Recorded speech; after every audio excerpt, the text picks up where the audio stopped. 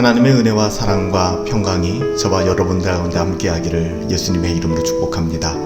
오늘부터 시작해서 우리가 7월 한 달 동안에 예레미야 애가를 가지고 영적인 회복과 부흥을 갈망하며 또 하나님의 은혜를 나누기로 하였는데요. 특별히 이번 주간부터 갑자기 확진자들이 많이 늘고 상황들이 여의치 않아서 우리가 온라인을 통해서 이 경건의 모임을 갖게 됩니다.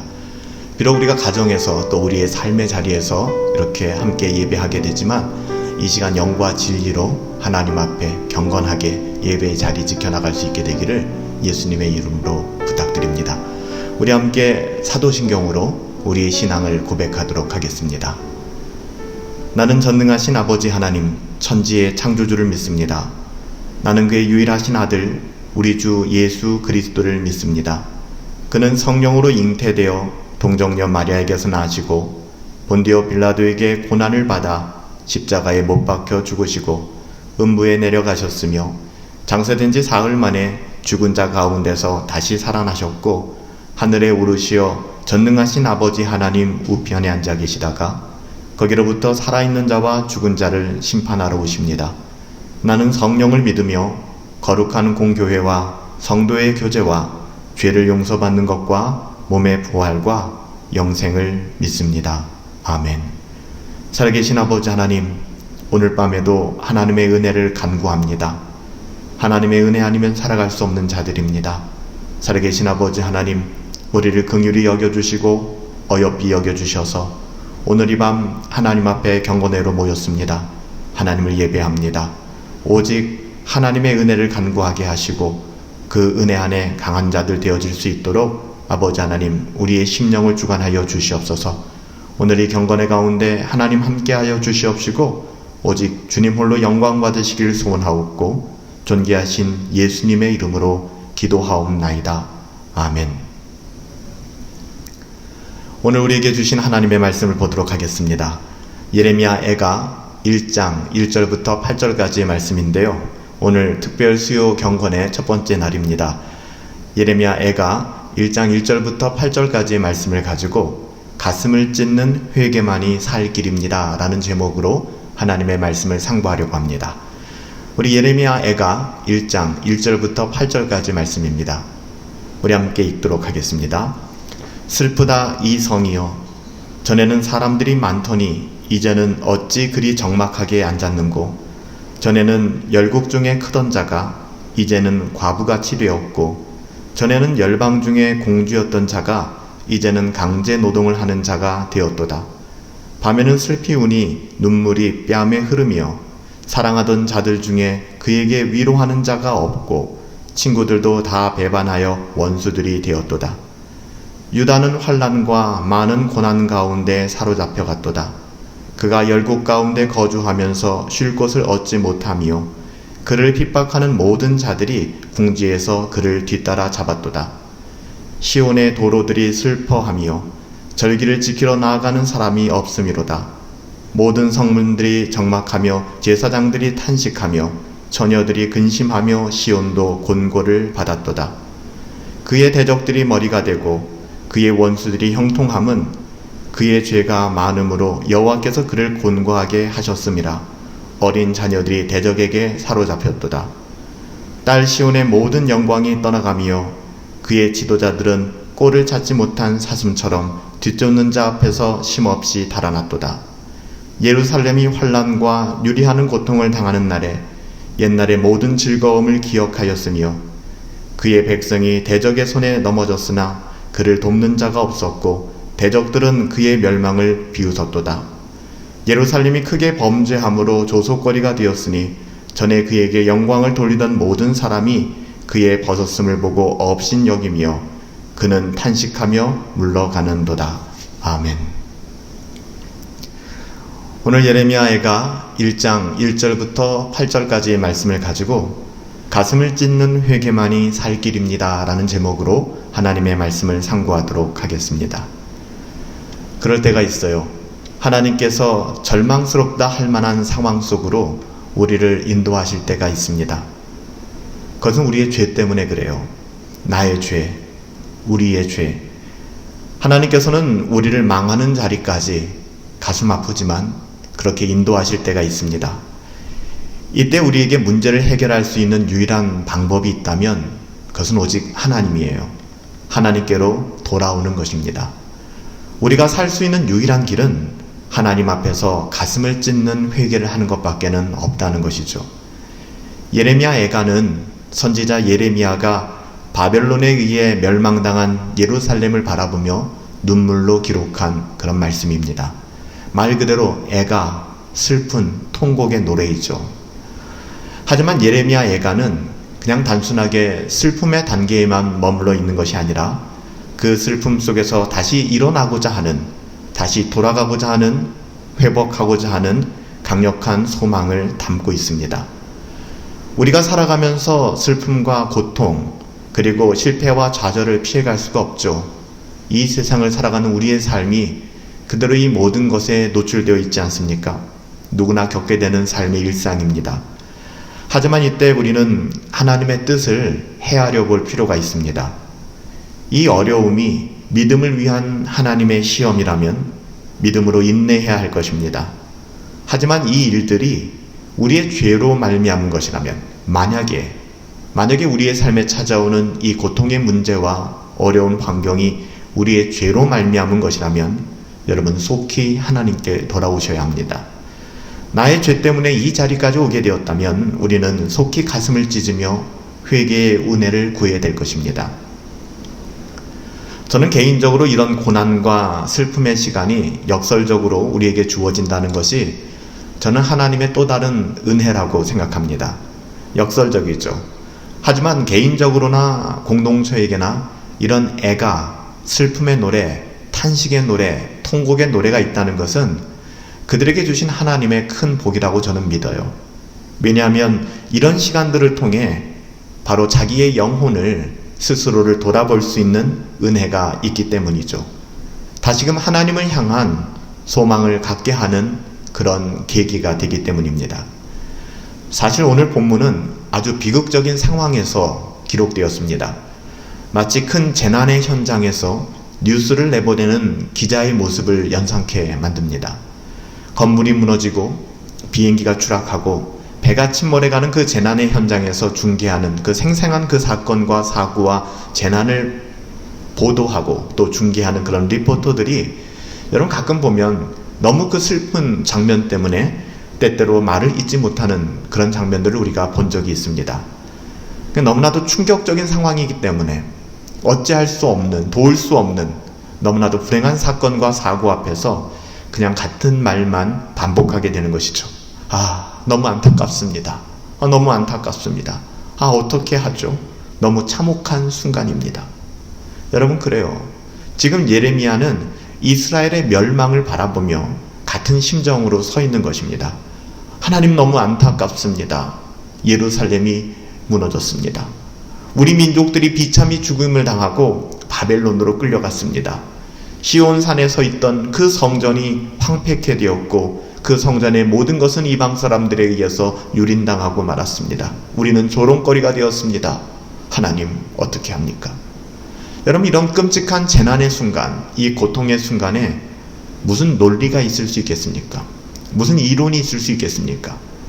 예레미야는 이 애가를 통하여 죄로 무너져 징계당하는 하나님의 자녀들을 바라보며 하나님의 마음을 읊조리고 있는 것이죠. 사실 예레미야가 탄식하고 통곡하지만 여기에는 하나님의 마음이 담겨져 있는 것입니다. 그래서 예레미야서를 보면, 예레미야 애가를 보면은 반복적인 표현들이 굉장히 많이 나와요. 단순한 통곡이죠. 여러분 생각해 보세요. 자식을 잃은 부모가 그 자식을 장례 치르는 그 장례식장에서 자기의 아이가 당한 사고를 정확하고 논리적으로 설명할 수 있는 부모들이 있을까요? 없죠. 그냥 슬픔의 말만 반복할 뿐입니다. 내 아이를 잃어버렸다라는, 내 아이를 떠나보냈다라는 그 고통 속에서 형언할 수 없는 그 고통의 무게만을 긴 탄식으로 내뱉을 뿐이죠. 예레미야 애가 오늘 본문 1절부터 특별히 3절 말씀에 보면은 예루살렘을 가리켜 예레미야가 뭐라고 이야기하는지 아십니까? 홀로 남은 과부다라고 얘기합니다. 홀로 남은 과부. 예레미야 애가 1장 1절을 보시죠. 슬프다 이 성이여, 전에는 사람들이 많더니 이제는 어찌 그리 적막하게 앉았는고.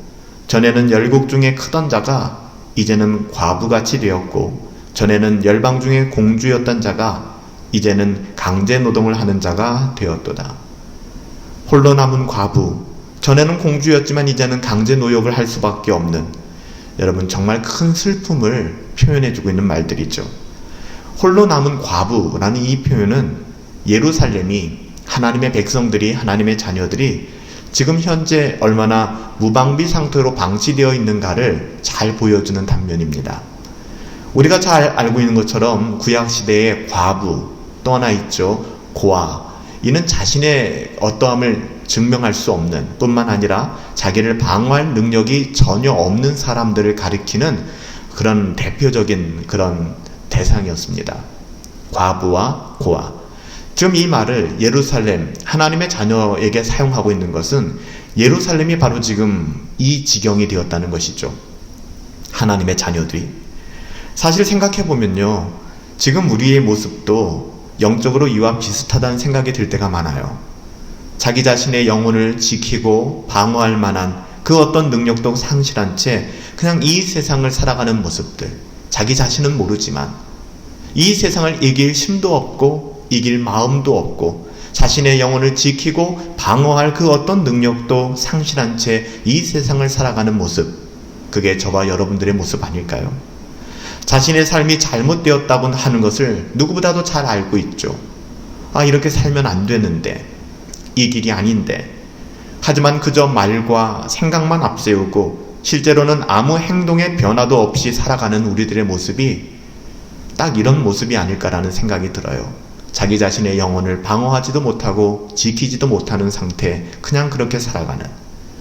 여러분, 이스라엘이 그랬어요. 그들이 누구인지, 어떻게 살아가야 되는지를 누구보다도 그들은 잘 알고 있었습니다. 하지만 막연한 기대감과 그리고 죄로 말미암은 매너리즘에 빠져서 결국엔 어디까지요? 이 지경까지 가게 된 것입니다. 예루살렘이 멸망하고 이스라엘 백성이 바벨론의 포로로 끌려가는 이 황당한 지경까지 그들은 가게 되었던 것이죠. 예레미야는 이런 하나님의 자녀들을 바라보며 홀로 남은 과부와 같다라고 증언했습니다. 두려운 마음을 우리가 가지고 돌아볼 때에 오늘날 교회에 필요한 것은 화석화된 그런 성경의 지식이나 교리가 아니에요. 물론 그렇다고 해서 성경을 공부하고 교리를 연구하는 것이 불필요한 일은 절대 아닙니다. 그럴 수 없죠. 그렇게 오해해서는 안 돼요. 어떻게 보면 우리가 성경을 읽고 경건을 추구하며 교리를 연구하고 배우는 것은 신앙의 시작점입니다. 기본이죠. 우리의 삶에서 그렇지만 중요한 것은 이렇게 하나님을 아는 지식이 화석화되고 그냥 이론화되는 것이, 그게 위험한 겁니다. 그래서 우리의 삶에 중요한 것은 하나님의 뜻대로 우리가 상고하고 묵상한 그 경건을 추구하여 배운 것을 가지고 이 세상을 살아가는 것입니다. 당연히 하나님의 말씀대로 살기를 원한다면 하나님의 뜻을 아셔야겠죠. 그렇기 때문에 우리는 매일 아침마다 맥체인 성경을 통하여 성경을 읽기를 힘쓰려고 하는 것이고, 새벽 경건회를 통하여, 지난주까지는 우리가 하이델베르크 교리 문답을 통하여 끝없이 하나님의 말씀을 상고하고 경건을 추구했던 것입니다. 하나님의 뜻대로 살기를 원합니까? 그럼 하나님의 뜻을 우리가 아셔야죠. 그래서 성경을 공부하며 교리를 연구하고 경건에 힘써야 하는 것입니다. 그런데요, 다만 여기에서 멈추고 머물면 안 된다는 것입니다. 여기 함정이 있어요. 하나님의 말씀을 지식 추구의 쾌락으로 전락시켜서는 안 돼요. 여러분, 우리 지적인 욕망이 있거든요. 우리가 지적인 욕망을 가졌다는 것과 우리가 경건을 추구한다는 것은 전혀 다른 이야기입니다. 하지만 우리가 성경을 배우고 교리를 연구하는 이 모든 과정들이 자칫 잘못하면 하나님의 말씀을 상고하는 것이 아니라 지식 추구의 쾌락에 그렇게 빠질 수 있다는 것입니다. 그래서 교회는 영적인 능력을 키워야 합니다. 하나님을 아는 것과 믿는 것과 행하는 것에 하나가 되어야 한다는 것이죠. 우리가 역사적으로 돌아보면 나라가 위기를 경험하게 될 때마다, 우리 큼직큼직한 사건들이 있잖아요. 위기를 경험할 때마다 나라뿐만 아니죠. 개인의 역사도 마찬가지일 겁니다. 과거를 돌아보게 되고 자신들의 과오를 깨닫게 됩니다. 우리 민족, 우리나라의 역사를 봐도 마찬가지 아닙니까? 임진왜란과 병자호란을 겪으면서 얼마나 나라가 안일했던가, 당파 싸움에 매몰되어 있고 얼마나 근본적이지 않은 것에 혈안되어 있었던가, 준비되지 못했던가를 우리가 그대로 확인할 수가 있잖아요. 1910년 8월 국권 피탈로 대한제국이 멸망하고 맞이한 일제강점기 또한 마찬가지 아닙니까?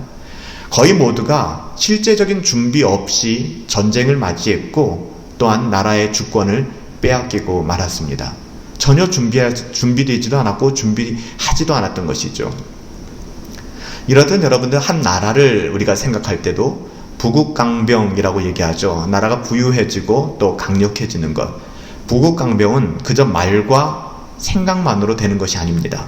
철저한 준비가 필요하다는 것이죠. 우리가 재난이라든지 아니면 지금도 남부지방에는 비가 많이 오고 있는데요.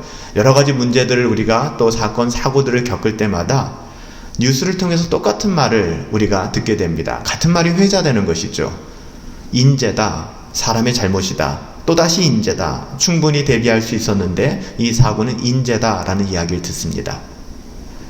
그렇다면 우리들의 삶은 어떨까요?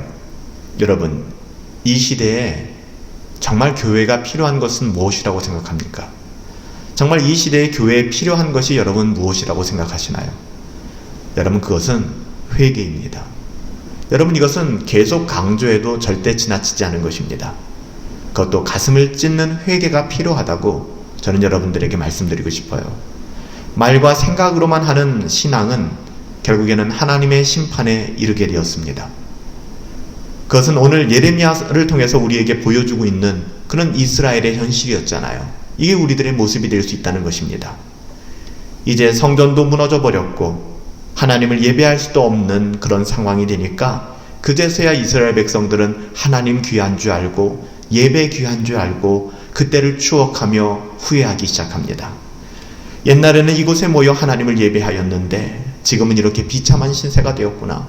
예전에는 예배당이 열려 있었고 마음껏 예배할 수 있는데 이제는 예배당을 빼앗기고 예배할 수 없는 환경이 되었구나. 어떻게 하랴. 예레미야는 예루살렘의 비참함에 대해서 계속해서 증언하는데요. 가장 중요한, 모든 것이 다 중요하지만 가장 중요한 본문이 오늘 5절 말씀이에요. 도대체 왜 이런 일이 일어났는지, 왜 하나님의 도성, 하나님의 나라라고 하는 예루살렘이 이토록 처참하게 무너지고 멸망당했는지 우리에게 보여주는 그런 말씀이죠. 우리 본문 5절 말씀 보실까요? 그들의 대적들이 머리가 되고 그의 원수들이 형통함은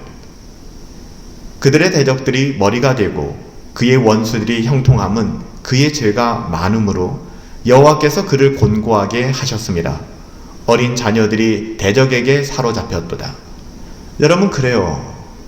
이것이 답입니다. 이것이 정답이에요. 일반적인 세속 역사에서 본다면, 우리가 세상적 관점으로 이스라엘을 본다면 바벨론이라는 나라가 강했기 때문에, 당시에 패권을 쥐고 있었고 강력한 나라였기 때문에, 바벨론이 강했기 때문에 결국에 이스라엘이 망한 거 아니야 라고 생각할 수 있습니다. 하지만 성경이 말하는 답은 다르잖아요. 예레미야가 말하는 이스라엘의 멸망의 결정적인 이유는 바벨론의 강성함이 아닙니다. 이스라엘의 죄 때문이라는 것이죠. 그렇다면 이스라엘이 멸망한 이 사건은 누구와 관계 있단 말입니까? 바로 하나님과의 관계라는 것입니다. 우린 이것을 읽을 수 있어야 돼요. 이걸 볼 수 있어야 됩니다. 하나님의 자녀들이라면 이 말씀을 통해 깊은 깨달음이 있어야 될 것입니다. 이스라엘이 멸망당한 것은 그들이 세속적으로 부국강병에 실패해서가 아닙니다. 운 없게 바벨론이 강성해졌기 때문에, 바벨론의 어떠함 때문에 이스라엘이 멸망한 것이 아닙니다. 그들이 하나님을 떠났기 때문입니다. 여러분, 성경이 우리에게 말씀하시는 교훈이 그래요. 이스라엘의 약함이 아니라 그들이 하나님을 떠났기 때문에 이스라엘은 죄로 인하여 하나님의 징계를 받게 된 것입니다. 여러분, 우리도 이런 상황을 맞이할 때가 있잖아요. 그때 우리는 분명히 아셔야 합니다. 왜 이런 상황에 놓이게 되었는지, 왜 그럴까? 여러분, 이게 중요해요. 우리가 세상적인 어떠함이 부족해서라기보다는 하나님과의 관계를 살펴봐야 된다는 거예요. 내 인생이 왜 이렇게 꼬이기 시작했지? 내 인생이 왜 이렇게 헛발질하기 시작했을까? 내 인생이 왜 이렇게 곤고해졌을까? 여러분, 이때 우리는 하나님과의 관계를 점검할 수 있어야 됩니다. 흔히 우리가 실수하는 것은 우리는 우리가 당한 어려운 환경과 상황, 우리가 마주하는 그 어려움의 어떠함 때문에 인생 망하게 된다, 이번 생 망했다 라고 생각해요. 여러분, 그렇지만 하나님의 자녀들은 결코 그렇지 않습니다. 만약에 하나님의 자녀인 저와 여러분들, 신자가 망하게 된다면 그것은 하나님께서 징계하시기 때문인데요. 그 이유는 무엇이다?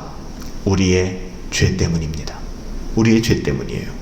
나의 죄 때문에 혹은 공동체의 죄 때문에 하나님께서 심판하시는 것이지 이 세상이 강하기 때문에 내가 어려움을 당하는 것이 아니라는 사실입니다.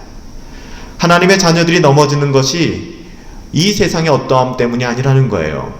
하나님의 자녀들이 넘어지고 때로는 망하게 되고 또 슬픈 환경과 현실 속에 노임받게 되는 이유는 무엇일까? 그들의 죄 때문에 하나님께서 그들을 징계하시기 때문에 우리는 이것을 꼭 기억하셔야만 합니다. 그렇다면 우리가 여기서 얻을 수 있는 답은 뭘까요? 우리에게 적용할 수 있는 답. 회복의 길은 무엇일까? 어떻게 내 인생이 회복되어질 수 있을까? 세상적인 권력을 더 키우고 사람에게서 무시당하지 않도록 재정을 확보하고 내 권력을 좀 더 키우고 절대 세상이 나를 더 이상 우습게 보지 못할 정도의 스펙을 쌓고, 여러분, 이런 것일까요? 아니에요. 만약에 하나님을 향한 감각이 무뎌져 있다면 그렇게 생각할 수 있어요. 내가 지금 어려움을 당하기 때문에 세상 사람들에게 조롱거리가 되었기 때문에 내가 더 권력을 키워야겠다. 내가 사람들이 무시당하지 않도록 돈을 벌어야겠다. 좋은 직장에 들어가야겠다. 내가 이렇게 해봐야겠다. 절대 세상이 나를 우습게 못할 정도의 그런 스펙을 내가 쌓아야겠다. 여러분, 이런 생각은 하나님을 향한 감각이 무뎌져 있는 사람들이 하는 생각들이에요. 여러분, 이것을 통해서 우리의 영혼의 회복이 오는 것이 아닙니다. 문제 해결의 유일한 길은 하나님께로 돌아오시는 거예요. 하나님께로 돌아가는 것입니다. 이것만이 회복의 유일한 길이에요. 우리는 날마다 하나님께 돌아가야 하며 하나님 안에 머물며 그분과 동행하는 삶을 살아가야만 합니다. 여러분, 이것이 참된 신자의 행복이니까요. 우리가 가진 모든 문제의 해결자는 하나님이세요. 또한 우리가 가진 모든 문제들의 원인 역시 다른 것이 아니죠. 하나님과의 깨진 관계, 하나님과의 관계가 깨어지고 비틀어지고 상했기 때문에, 여러분, 그래서 생기는 문제들이에요. 우리의 삶의 모든 문제는 결국 하나님과의 관계의 문제라는 것을 오늘 이 밤 반드시 기억하시기 바랍니다. 꼭 기억하시길 바라요. 문제가 복잡한 것 같고 이런저런 원인들이 산재해 있는 것처럼 보이지만 여러분, 좀 간단하게 단순하게 한번 바라보십시오.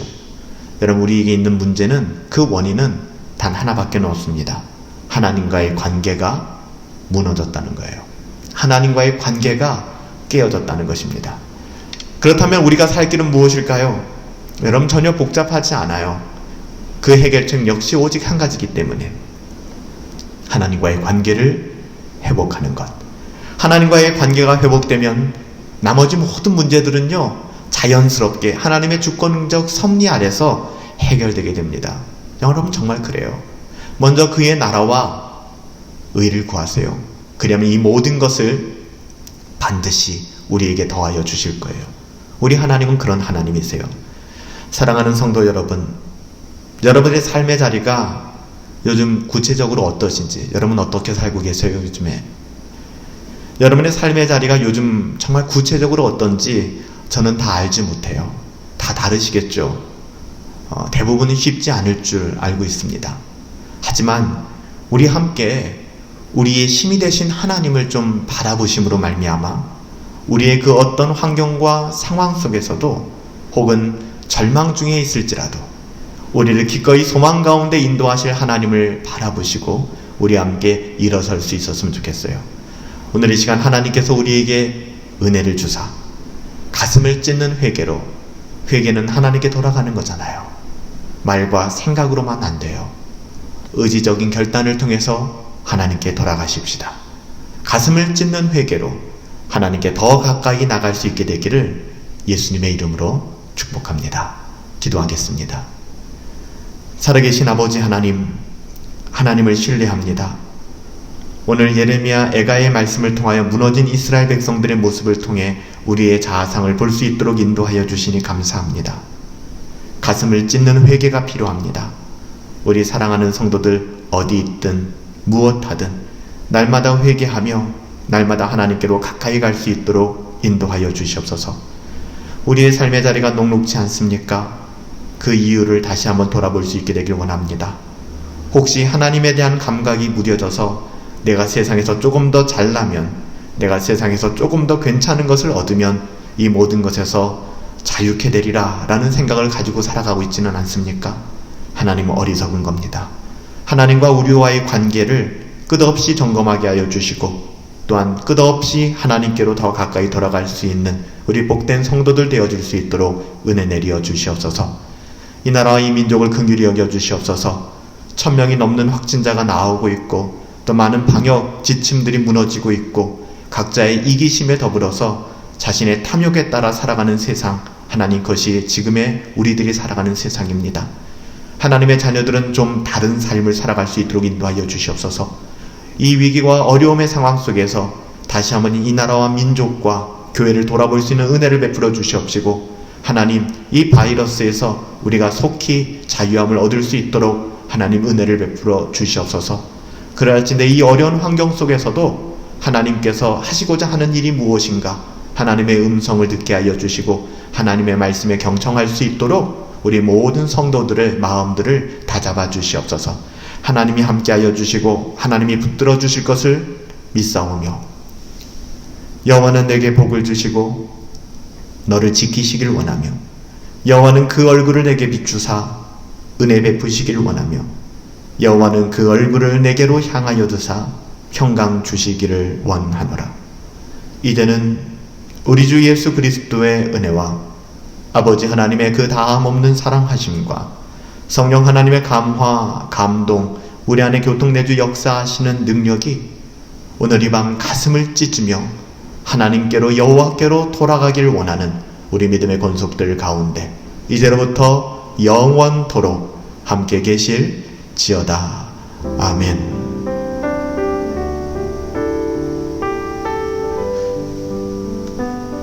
하나님의 은혜와 사랑과 평강 다시 한번 빌어드립니다. 저와 여러분들 가운데 함께 있을 것입니다. 힘들고 어려운 시기가 또 계속 반복되어지고 있습니다. 이럴 때일수록 우리의 마음의 분노와 우리 마음속의 짜증과 원망들을 좀 다 가라앉힐 수 있었으면 좋겠어요. 하나님을 바라볼 수 있었으면 좋겠습니다. 오늘부터 시작해서 4번의 시간을 통해 예레미야 애가를 살펴보기로 했잖아요. 우리가 정한 시간 또 정한 장소에서 또 그것이 어디가 될지 우리는 잘 알지 못하지만 다음 주라도 당장 예배당에 모일 수 있을지 아니면 이 시간이 길어질지 저는 잘 알지 못하지만 하나님 어디에서든 하나님의 말씀 가운데 우리가 바로 서 있고 또 하나님의 말씀으로 살아갈 수 있었으면 좋겠습니다. 나라적으로 국가적으로 위기입니다. 열방이 위기 가운데 있죠. 여러분들 성숙한 시민의식을 가져주시고 신자로서 또한 믿음 잘 지키시며 우리의 영혼 정말 강성해질 수 있게 되기를 예수님의 이름으로 축복합니다. 한 주간 하나님 말씀 가운데 살아가시고요. 또한 우리가 하나님의 은혜를 날마다 경험하며 그렇게 살아갈 수 있었으면 좋겠습니다. 오늘 저녁도 평안하시고 우리 주 예수 그리스도의 이름으로 승리하십시오. 감사합니다.